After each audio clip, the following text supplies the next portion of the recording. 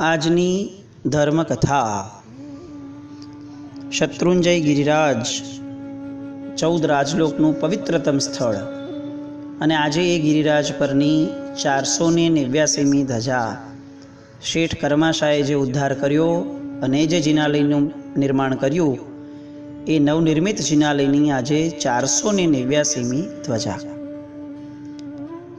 આજે ધર્મકથાની અંદર શત્રુંજયને સંવેદીએ, કારણ કે આટલું મોટું તત્વ જ્યારે આજે એની પરાકાષ્ઠાએ હોય ત્યારે જો આપણે એના ઉલ્લેખને પ્રથમ શ્રેણીમાં ન રાખીએ તો એ કદાચ આપણી માટે પણ યોગ્ય નથી।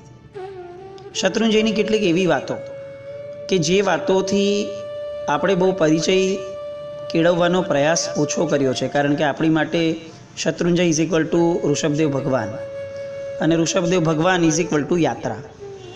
આવી થિયરી આપણા સૌના મનમાં બહુ ઘર કરી ગઈ છે અને એના કારણે કેટલીક વસ્તુઓ જે આપણા જ્ઞાનથી ઉપેક્ષિત થઈ ગઈ છે એવી કેટલીક વાતોને આજે આપણે ધર્મકથાના માધ્યમે સ્વાધ્યાયમાં લઈએ। સૌથી પહેલી વાત, જે જય તળેટીએ આપણે સૌ પરમાત્માનો જયકારો બોલાવી અને શરૂઆત કરીએ છીએ યાત્રાની, એ જય તળેટી એ શત્રુંજયની 5મી તળેટી છે। આ પૂર્વે શત્રુંજયની 4 તળેટીઓના ઉલ્લેખ આપણે ત્યાં આવે છે। સૌથી પહેલી તળેટી વડનગર, બીજી તળેટી હતી વલ્લભીપુર, ત્રીજી તળેટી છે ઘેટી કે જ્યાંથી પરમાત્મા ઋષભ ચડ્યા હતા તે, ચોથી તળેટી છે વિજય તળેટી કે જે ગામમાં કંકુબાઈની ધર્મશાળા છે એની પાછળ આવી છે, અને 5મી તળેટી છે આ જય તળેટી। આપણે વડનગર કે વલ્લભીપુર ન જઈ શકીએ એ બહુ મોટો કમ્પ્લેનનો વિષય નથી। આપણે ઘેટી પાક પણ ન જઈ શકીએ એ પણ હજી એકવાર સમયની અનુકૂળતાને આધારિત હોય છે, પણ આપણે ગામમાં રહેલી જૂની તળેટીના દર્શન કર્યા વગર આટલા વર્ષોથી શત્રુંજયને પૂજીએ છીએ એ ચોક્કસપણે મનમાં દુઃખ ઉત્પન્ન કરનારે તો છે જ। કેટલાકને તો કદાચ ખબર પણ નહીં હોય કે આવું કંઈ છે। કંકુબાઈની ધર્મશાળા ગામમાં જઈએ, આણંદજી કલ્યાણજી પેઢીની ઓફિસથી 3 મિનિટનો રસ્તો કદાચ થાય, 3 કે 5 મિનિટનો ગલીની અંદર, અને ત્યાં પ્રાચીન તળેટી જેનું નામ છે વિજય તળેટી, એ તળેટીએ પરમાત્માના પગલાઓ છે। આ તળેટીની દર્શન અને સ્પર્શના એ આપણી પાલિતાણાની યાત્રાનો અંગ બને એવો પ્રયત્ન કરવો જોઈએ।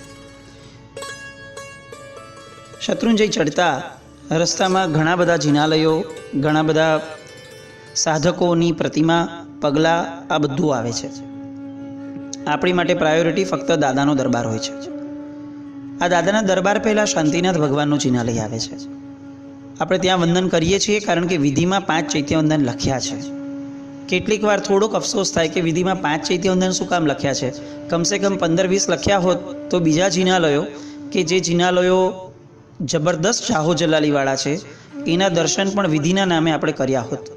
આ તો વિધિમાં નથી, એટલે શાંતિનાથ ભગવાનના જિનાલયની એક્ઝેક્ટ બાજુમાં જે માતાજીની દેરીઓ છે અને એની એક્ઝેક્ટ બાજુમાં વિમલશા મંત્રી, જેમનું ચરિત્ર આપણે 2-3 દિવસ પહેલાં જ જોયું, એ વિમલશા મંત્રીએ બનાવેલું જિનાલય છે। આપણામાંથી કોણ અને કેટલા ગયા હશે બહુ મોટો પ્રશ્ન છે, પણ આ જિનાલયને નું વર્ણન કેવી રીતે કરવું ને એ જ બહુ મોટો પ્રશ્ન છે। એને ભૂલ ભૂલામણીનું દેરાસર કહેવાય છે। વિમળ મંત્રીએ એની અંદર પાવાપુરી, ગિરનાર, રાજગૃહી, સમેત શિખરજી, અષ્ટાપદજી આદિ તીર્થોના ચિત્રો દોર્યા છે, અને આ ચિત્રો એટલા નયનરમ્ય છે કે આપણને લાઈવ એ તીર્થોની યાત્રા થયાનો અનુભવ થાય।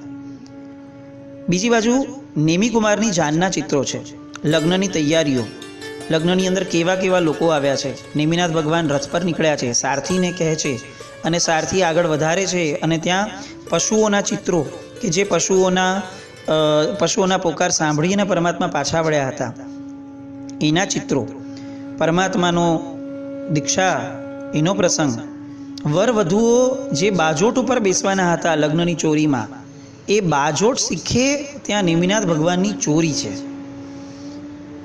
પરમાત્માનું કેવળ જ્ઞાન, પરમાત્માનું નિર્વાણ, આ બધા આખા કથાનકોના ચિત્રો એટલા જબરદસ્ત રીતે કંડારેલા છે કે આપણને જાણે નિમિનાથ ભગવાનનું લાઈવ મૂવી જોવા બેઠા હોઈએ એવી અનુભૂતિ થાય. 3 ચૌમુખજી છે, 24 યક્ષ યક્ષિણીઓ છે, એક નાગપાશની મૂર્તિ છે, આખી શિલ્પ છે, જે આબુમાં વિમલ સામંત્રીએ અહીંયા પણ કંડારેલું છે. અષ્ટસિદ્ધની મૂર્તિ, કદાચ રેયરેસ્ટ રેયર જોવા મળે એવી અષ્ટસિદ્ધની મૂર્તિ કે જેમાં 8 શરીરને એક મુખ હોય એવું અષ્ટસિદ્ધની મૂર્તિ પણ ત્યાં છે. 170 જીનેશ્વરનો પટ પણ છે. આટલું બધું છે. આના કરતાં ઘણું બધું વધારે છે. એક જ વસ્તુ નથી, દર્શન કરવા માટેના યાત્રિકો. શત્રુંજય જઈએ ત્યારે આ જિનાલય, આવા જિનાલયો એને જુહાર્યા વગર દાદા પાસે ન પહોંચીએ. આવો નિર્ણય લેશું ને તો જ આ બધા જિનાલયોમાં આપણા પધરામણા થશે અને આ બધા મહાપુરુષોએ કરેલી મહેનત એને આપણે સ્પર્શું. એની સામે અહિંજરા પાર્શ્વનાથ ભગવાનનો જિનાલય, ત્યાંથી જરાક આગળ જઈએ અને એક્ઝેક્ટ વીર વિક્રમસિંહનો પાડિયો જ્યાં આવે છે એની પાછળ કુમારપાળ મહારાજાની ટોક, સૂરજકુંડની એક્ઝેક્ટ બાજુમાં. આપણામાંથી કેટલા ગયા હશે ખબર નથી, પણ કુમારપાળ મહારાજાનું આખું ચરિત્ર એમણે ઉપર નાવલામાં એમણે એટલું સરસ રીતે ગુંબજની અંદર ચિતર્યું છે કે આખું ચરિત્ર આપણને લાઈવ થઈ જાય. અને એટલી મીઠી રચનાઓ છે, પેઇન્ટિંગ છે. ભગવાનના દર્શન કર્યા પછી ભક્તિમાં જઈએ જ્યારે બેક સાઈડ ઉપર, અને ત્યાંથી જે શત્રુંજય દેખાય છે એ હું માનું છું કે કદાચ સૌથી બેસ્ટ સ્પોટ છે ફોટો લેવા માટેનો. આ મહાપુરુષોએ જિનાલય બનાવ્યું ત્યારે આવું તો નહીં વિચાર્યું હોય, કારણ કે આ બધા નખરા આપણા છે. પણ ત્યાંથી જે શત્રુંજયની આજુબાજુનો નજારો દેખાય છે એ દ્રશ્ય એટલું બધું મોહનીય છે, એટલું બધું નયનગમ્ય છે કે આપણને એમ થાય કે અહીંયાથી ખસવું જ નથી. આવી આ કુમારપાળ મહારાજાની ટોક. અને ત્યાંથી આગળ વધીએ એટલે ઋષભદેવ ભગવાનનો નંદીવર્ધન પ્રાસાદ. આપણને એ ખ્યાલમાં છે, હમણાં પ્રચલિત થયું એટલે, કે ગિરનારનું જે જિનાલય છે એ કર્ણવિહાર પ્રાસાદના નામે છે. પણ આપણા મને કેટલાને કદાચ ખબર હશે કે ઋષભદેવ ભગવાનનું જે જિનાલય છે એનું નામ નંદીવર્ધન પ્રાસાદ છે. લગભગ 3364 પગથિયા આપણે ઉપર ચડીએ અને ત્યારે 78 ફૂટ ઊંચું એવું આ નંદીવર્ધન પ્રાસાદ બાહડ મંત્રીએ બનાવડાવેલું એ આવે. એની ભમતીની અંદર 1024 ભગવાનનું સહસ્ત્રકૂટ છે. એ જ ભમતીની અંદર આગળ વધતા 1452 ગણધરોના પગલાં, એટલે 24 તીર્થંકરના જેટલા પણ ગણધર ભગવંતો થયા એ બધા જ ગણધર ભગવંતોના પગલાં, પરમાત્માના પગલાં, એટલે 24 તીર્થંકરના પગલાં સહિત ત્યાં બિરાજમાન છે. 1476 પગલાં એક સાથે ત્યાં છે. સિમંદર સ્વામી ભગવાન વસ્તુપાળ તેજપાળે બનાવેલા, ઋષભદેવ ભગવાન કે જે ભગવાનને આ પરમાત્મા અત્યારે જ્યાં છે એ પરમાત્માના ઉપર વીજળી પડતા જે ખંડિત થયા અને પછી શ્રી સંઘે નવા બનાવડાવ્યા, પણ પછી પરમાત્મા ખસ્યા જ નહીં એમની જગ્યાએથી, એટલે એમને બાજુમાં જિનાલય બનાવીને રાખ્યા.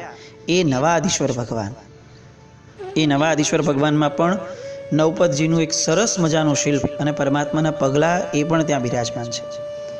જે આત્મારામજી મહારાજ શત્રુંજયને જોઈને સ્થાનકવાસી સંપ્રદાયમાંથી મૂર્તિપૂજક સંપ્રદાયમાં આવ્યા, એ આત્મારામજી મહારાજની પણ ધાતુની પ્રતિમા અહીંયા બિરાજમાન છે. સમેત શિખરજી તીર્થ પર નિર્વાણ પામેલા 20 તીર્થંકર ભગવંતો એના પગલાં પણ આ જ જિનાલયની અંદર બિરાજમાન છે.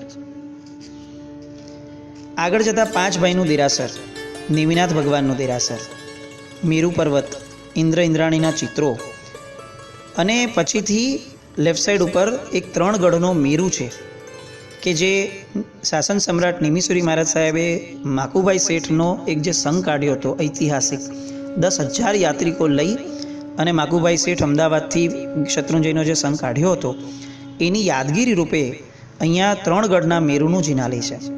અષ્ટાપદજી તીર્થ છે, રાયણ વૃક્ષ છે, એની આજુબાજુમાં સાપ અને મોરનું ચિત્ર છે, કદાચ કોઈએ જોયું હોય તો, જેની એક નાનકડી કથા પણ છે, પણ જે મૂળમાં સમજાવવાનો આશય એ છે કે જેનો જન્મજાત વેર છે સાપ અને મોર, એ જન્મજાત વૈરીઓ પણ આ રાયણ વૃક્ષ નીચે આવી અને સમતાને અને શાંતિને પામે છે.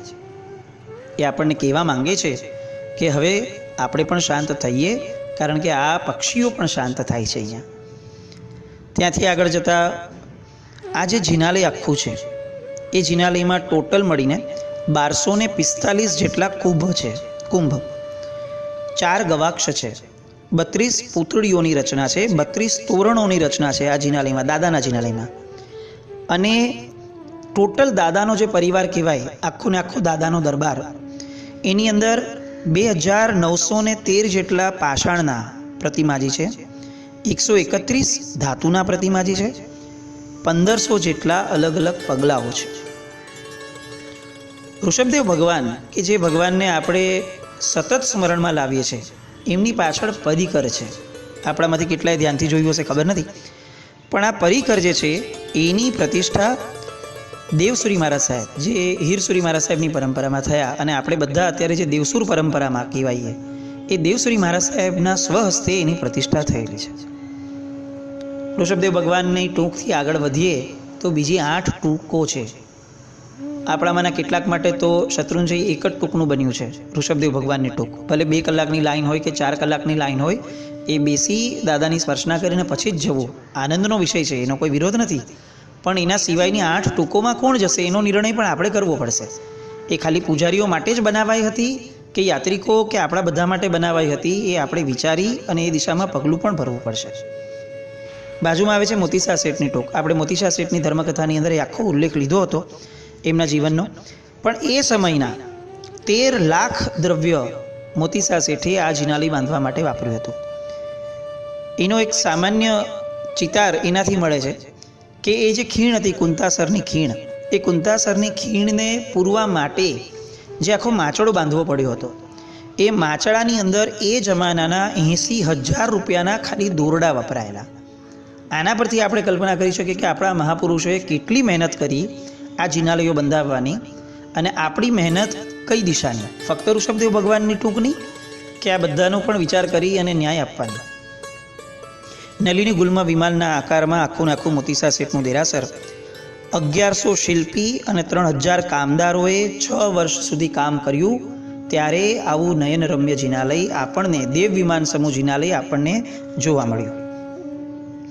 5000 જેટલા ભગવાન આ મોતીસા શેઠની ટૂંકમાં છે. 1 લાખ લોકોની હાજરીની અંદર આ ટૂંકની પ્રતિષ્ઠા થઈ હતી. આ ટૂંકની એક સ્પેશિયાલિટી પણ છે.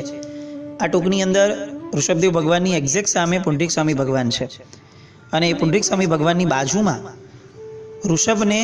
બાળ ઋષભને ખોળામાં લઈને બેઠેલા મરુદેવા માતાની મૂર્તિ છે. માતૃત્વ શું છે એની ઝાંખી પણ આ મોતીસા શેઠના હૃદયમાં કેટલી જબરદસ્ત હશે કે મરુદેવા માતાને અને બાળ ઋષભને આ રીતે એમણે યાદ કર્યા. 15 મોટા જિનાલયો, 125 દેરીઓ, અને એવું એટલું બધું કે જે જોતા જોતા જોતા કદાચ આખો દિવસ થઈ જાય, આવી આ મોતીસા શેઠની ટૂંકની યાત્રા. એવું ઘણીવાર મન થાય કે એક યાત્રા એવી કરીએ કે જેમાં દાદા ફ્લાઇંગ વિઝિટમાં હોય અને એ યાત્રાનું ફોકસ એક જ ટૂંક હોય, અથવા 2 કે 3 ટૂંકો હોય, પણ એને માણીએ. બધી જ યાત્રાઓ દાદાના નામે હોય ને બીજી બધી ટૂંકો ફ્લાઇંગ વિઝિટમાં વહી જાય તો એ પણ કેટલું યોગ્ય છે, એ પણ વિચારવું જરૂરી છે. ત્યાંથી આગળ વધી અને બાલા વસાઈની ટૂંક આવે છે, જે આપણે હજી ગઈકાલે કે પરમ દિવસે જ આખી એમની કથા જોઈ માતા પુત્રની, કે બાલાભાઈ શેઠે જે જિનાલય બંધાવ્યું એની અંદર ટોટલ મળીને ટૂંકમાં 6 જિનાલય છે. 14.5 ફૂટ પહોળી અને 18 ફૂટ ઊંચી એવી અદભતજી દાદાની મૂર્તિ પણ એની બાજુમાં જ બિરાજમાન છે. આજના દિવસે એ પરમાત્માનો અભિષેક થશે. આખા વર્ષમાં 2 જ વાર અભિષેક થાય, એમાંનો એક પવિત્ર દિવસ એટલે આજનો દિવસ. આજે એ અદભતજી દાદાની અષ્ટપ્રકારી પૂજા સંપન્ન થશે. ત્યાંથી આગળ જઈએ ત્યારે પ્રેમાભાઈ મોદીની ટૂંક આવે. આ બાલાભાઈ શેઠના જીવનની એક ઘટના જે ગઈકાલે પણ ઉપસ્થિત હતી, રહી ગઈ લેવાની, કે આપણું જે મુંબઈનું ગોડીજીનું જિનાલય છે, આ ગોડીજીનું જિનાલય બંધાવનારા બાલાભાઈ શેઠ પોતે હતા. ત્યાંથી આગળ જતાં પ્રેમાભાઈ મોદીની ટૂંક આવે, જેમણે છરીપાલિત સંઘ કાઢ્યો હતો, એની યાદમાં આ જિનાલય બંધાવ્યું. 7 જિનાલય વાળી આ ટૂંક છે. સહસ્ત્રફણા પાર્શ્વનાથ ભગવાન આદિના બહુ જ સુંદર પરમાત્માના બિંબ છે. કેટલીક સ્પેશિયાલિટીઓ આ પ્રેમાભાઈ મોદીની ટૂંકની. ટૂંકમાં એન્ટર થતાં ડાબી બાજુએ કેટલાક ભગવાન દેખાશે. આ ભગવાન એ અરબી સમુદ્રમાંથી પરમાત્મા નીકળ્યા છે. નીચે લેખ પણ લખ્યો છે બારે. અને આ અરબી સમુદ્રમાંથી નીકળેલા પરમાત્માને પ્રેમાભાઈ શેઠે ખારવા સમાજ પાસેથી લીધા છે, કારણ કે અરબી સમુદ્રમાંથી ભગવાન નીકળ્યા પછી આ ખારવા સમાજ, જે લોકો ખારવા કહેવાય સમુદ્રના અંદર જે જતા હોય છે વહાણ લઈને, એ લોકો પરમાત્માને પૂજતા હતા અને એમની પાસેથી રજા લઈ અને એમને બહુ જ વ્યવસ્થિત રીતે ખુશ કરી અને પ્રેમાભાઈ આ ભગવાન અહીંયા લઈ આવ્યા. પ્રેમાભાઈ એવું વિચાર્યું જ હશે 100% કે આપણે બધા પરમાત્માને જોઈ દર્શન કરી અને કંઈક ઘણું આપણે પામશું. પણ હવે પ્રેમાભાઈ કેટલા અંશે સાર્થક ઠર્યા છે એ આપણે નક્કી કરવાનું છે. આ ભગવાન એની આગળ જતા સાસુ વહુના ગોખલા એ જ ટૂંકની અંદર છે. સાપ, વીછી, વાંદરો આ બધું કરડી જાય અને કરડે ત્યારે કઈ રીતે દવા કરાય, આવા પણ ચિત્રો, આવા પણ શિલ્પો એ આ જિનાલયમાં કંડારેલા છે. પ્રેમાભાઈ મોદીની ટૂંક. એની પછીની ટૂંક છે હેમાભાઈની ટૂંક. અમદાવાદના નગરશેઠ અજીતનાથ પરમાત્માનું આ જિનાલય 6 જિનાલયો આ ટૂંક અંતર્ગત છે, જેમાં 2 ચૌમુખજી પણ છે. આપણે જે પ્રેમચંદ શેઠની વાત કરી હમણાં જ પ્રેમાભાઈની ટૂંકમાં, એ પ્રેમચંદ શેઠ અમદાવાદના નગર શેઠ હતા. એમને એમની બેન ઉજમ, કે જે નગર શેઠના બેન હોવાના કારણે આખું નગર એને ફઈ કહીને બોલાવતું હતું, એના લગ્ન થતાં એને કરિયાવર મોકલ્યું 500 ગાડાનું.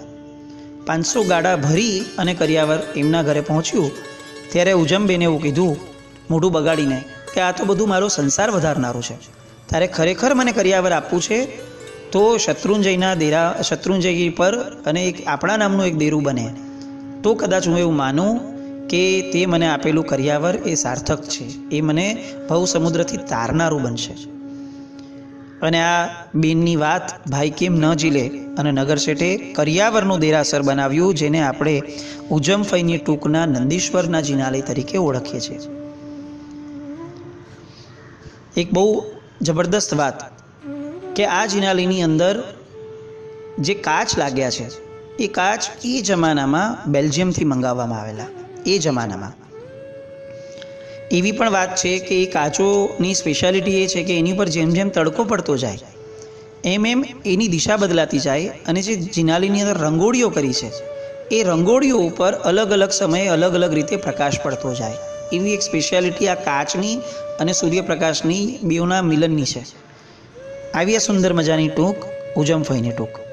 ત્યાર પછી સાકરશાહની ટૂંક. સાકરચંદ પ્રેમચંદજીએ બનાવેલા પંચધાતુના પાર્શ્વનાથ ભગવાન, અને એ જ જિનાલયની અંદર સહસ્ત્રકૂટની રચના છે. 170 જિનેશ્વર પરમાત્માની રચના છે.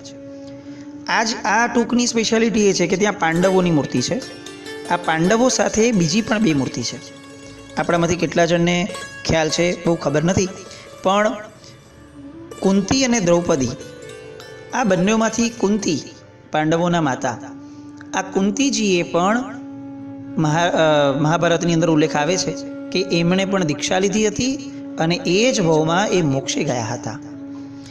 દ્રૌપદીજીએ પણ મહાસતી દ્રૌપદીજીએ દીક્ષા લીધી હતી, અત્યારે દેવલોકમાં છે અને બહુ જ નજીકના ભાવોમાં એમનો પણ મોક્ષ છે. આ બધાની મૂર્તિ પણ પેથળશાહે બનાવેલા જિનાલયની અંદર છે. બહાર નીકળતા અજીત શાંતિની દેરી છે કે જે દેરી નેમિનાથ ભગવાનના સમયમાં થયેલા નંદીશણ મુનિ, એમણે અજીતનાથ ભગવાન અને શાંતિનાથ ભગવાનની સ્તવના સ્વરૂપે અજીત શાંતિ સ્તોત્રની રચના કરી. એમ કહેવાય છે કે બંને ભગવાન સામસામે હતા, પણ આ મુનિરાજની પીઠ ન પડે એવી રીતે આ સ્તોત્રના પ્રભાવે આ ભગવાનની દેરી બંને બાજુમાં પોતાની રીતે થઈ ગઈ હતી. એની પછી છીપાવસીની ટૂંક આવે છે. છીપાવસી એટલા માટે કારણ કે આ છીપા જે શબ્દ છે એ ભાવસાર જૈનોની જ્ઞાતિનો શબ્દ છે. આ એટલા માટે કારણ કે ભાવસાર ભાઈઓએ ભેગા થઈ અને આ ટૂંકનું નિર્માણ કર્યું છે. એમાં પણ સહસ્ત્રકૂટ છે, 170 પરમાત્માનો પટ છે, 14 રાજલોકનો પટ છે પુરુષના આકારે. આવી સુંદર મજાની રચનાઓ છે. ત્યારબાદ જે ટૂંક આવે છે એ છે ચૌમુખજીની ટૂંક. આપણે શત્રુંજયથી 50 કિલોમીટર પણ દૂર હોઈએ અને ત્યારે પણ આપણે શત્રુંજયના દર્શન જે ધજાના કરી શકીએ છીએ, એ ધજા દાદાની નહીં, એ આ ચૌમુખજીની ટૂંકની છે. સવા સોમાની ટૂંક આપણને બધાને ઇતિહાસ ખ્યાલમાં જ છે. 270 ફૂટ લાંબી, 116 ફૂટ પહોળી, 97 ફૂટ ઊંચી અને દરિયાની સપાટીથી 1977 ફૂટ જેટલી ઊંચી એવી આ ટૂંક છે.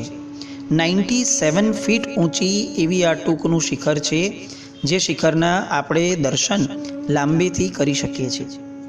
આવી આ ચૌમુખજીની ટૂંક એ જો આપણે જોઈ નથી, માણી નથી, તો કદાચ આપણે કંઈ જ માણ્યું નથી એવું ચોક્કસ કહી શકાય.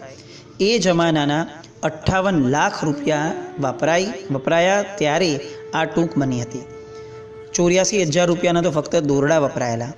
1675ની અંદર પ્રતિષ્ઠા થઈ ત્યારે આ 11 જિનાલય, 74 દેરી અને 702 જેટલા ભગવાન આ ટૂંકની અંદર જે છે એ પણ બિરાજમાન થયા. આ ટૂંકની બીજી એક સ્પેશિયાલિટી એ છે કે પાછળ રાયણ વૃક્ષ પર છે, પુંડરીક સ્વામી ભગવાન પણ છે, લગભગ 2,500 જેટલા સિદ્ધ ભગવંતોના પગલાં પણ છે. સાથે સાથે એની અંદર થાવચ્ચા પુત્ર શૈલકાચાર્ય કે જે લોકો શત્રુંજયથી મોક્ષે ગયા હતા એ બધાના પગલાઓ પણ અહીંયા બિરાજમાન છે. આગળ જતાં શાંતિનાથ ભગવાન કે જે સંપ્રતિ મહારાજાએ બનાવેલું જિનાલય છે એ એમનું જિનાલય આવે છે. નરસિંહ કેશવજીની ટૂંક, ઈંગારશાની ટૂંક. આ ઈંગારશાની ટૂંક માટે પણ કેટલીક કિંવદંતીઓ છે, જેમાંની એક કથા છે કે શેરશાહ નામનો એક સૂબો હતો મહુવાની અંદર. એ સૂબાએ ભાણસી સોની નામના એક પુરુષની પત્ની કોડાઈ, આ કોડાઈના રૂપ પર મોહાઈ જઈ અને એને કેદ કરી. ઓલીને જેલમાં પૂરી, એ માનતી નથી એટલે, અને જેલમાં એ વારે ઘડીએ બારીમાંથી જોઈ અને શત્રુંજય જે દિશામાં છે એ દિશા તરફ એ વારે ઘડીએ નમન કરતી. સૂબાને મન થયું કે આ બધું શું કરે છે, એટલે સૂબાએ પૂછ્યું કે શું કરે છે, કોને નમન કરે છે? તો કે મારા ભગવાનને. તો કે એવા કેવા ભગવાન છે તારા? અને કોડાઈ તક જોઈ અને તરત કહે છે કે ચાલો હું તમને મારા ભગવાનના દર્શન કરાવવા લઈ જાઉં. અને મોટમોટા રાસ રસાલા સાથે આ સૂબો એ પરમાત્માના દર્શન માટે આવે છે. ઋષભદેવ ભગવાનનું રૂપ જોઈ અને એટલો બધો ઘેલો થઈ જાય છે કે એની હારે જેટલું પણ દ્રવ્ય હતું એ બધું દ્રવ્ય પરમાત્માને ચડાવી દે છે. એ સમયે એનો જે મૌલવી હતો ઈંગારશાહ, એ અંગારશાહને સખત ઈર્ષ્યા થઈ અને દ્વેષભાવ થયો કે આ તો કાફીર છે અને કાફીર એવા ધર્મને કઈ રીતે આટલું બધું આ માન અપાય. એટલે એનો ગુસ્સો એ કંટ્રોલમાં ન રાખી શક્યો અને પોતાના કેળ પર જે છરો હતો ભરાવેલો એ છરો લઈ અને સીધો ભાગ્યો અને ઋષભદેવ ભગવાનના બિંબ ઉપર એ છરાનો ઘા કર્યો.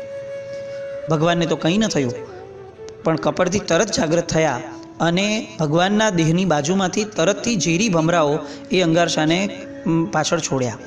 અંગારશા ભાગતો જાય છે, આખી ટૂંકની બહાર નીકળી જાય છે અને આગળ ભાગતા ભાગતા ગબડ્યો અને મર્યો. પોતાના શસ્ત્રથી જ મર્યો અને તરત જ દેવ થયો. અને દેવ થયા પછી ત્યાં બિરાજમાન તમામ લોકોને વિનંતી કરે છે, કપરદી યક્ષ સહિત બધાને, કે મને આ તીર્થની રક્ષાનો લાભ આપો.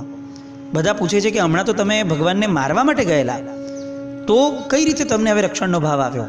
અને ત્યારે અંગારશા પીરનો જીવ એમ કહે છે કે જે ભગવાન મારનારને પણ દેવલોક આપે છે એવા પરમાત્માની સ્પર્શના, એવા પરમાત્માના તીર્થનું રખવવું એ તો મારું પૌરમ સૌભાગ્ય છે.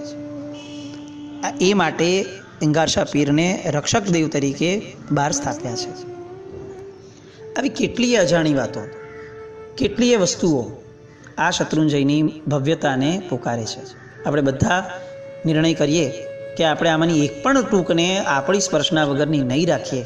જ્યારે યાત્રા કરવા મળશે ત્યારે શત્રુંજયને પોંખવો છે, શત્રુંજયને સ્પર્શવો છે અને શત્રુંજયને બાંધવો છે, વધાવવો છે. પણ આખા શત્રુંજયને ફક્ત ઋષભદેવ ભગવાનની ટોકની નહીં.